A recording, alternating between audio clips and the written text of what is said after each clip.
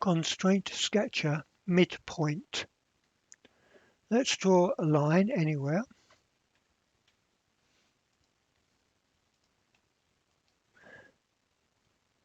We have a midpoint here. However, let's draw another line and let's try to connect these two via the midpoint. Now, midpoint can mean one of two things. So if we choose the midpoint constraint, which is this line with this small triangle in the middle, we can choose an endpoint.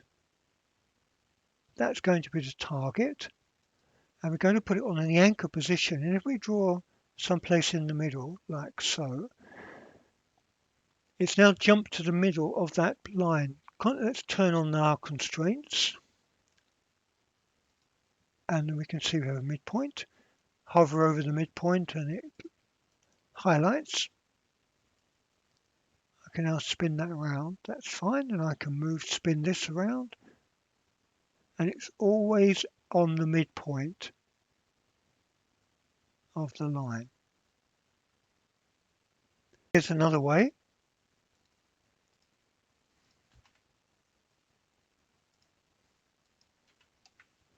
Midpoint constraint. Let's now move the line to the tip.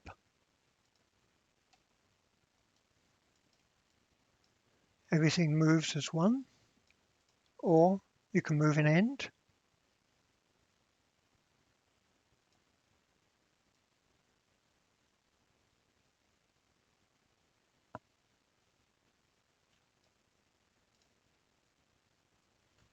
Even though this geometry is very unconstrained, it can still be moved around using the traditional move tool.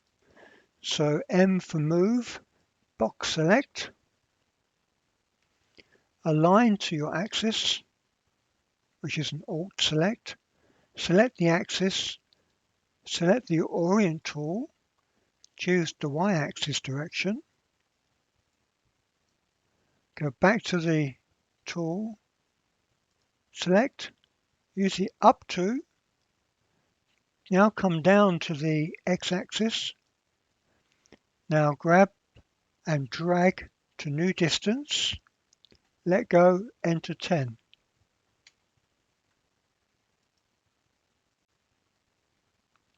There's certain geometry that doesn't have midpoints.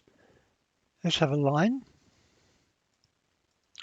and we attempt to catch the midpoint. Let's put the midpoint of this, the end point of this line to the midpoint of the ellipse. And as you can see, because the ellipse is not selecting, it cannot find a midpoint. It's the same thing with a spline, and also the same thing with an arc. But if you wanted to find the midpoint of this arc, you'd have to use manual geometry techniques. So catch to the midpoint of the chord, make it perpendicular,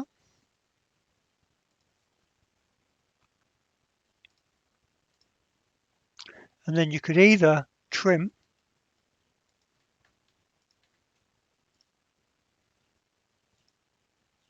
which is one way, or another way would be to have a coincident constraint between the end and the curve of the arc.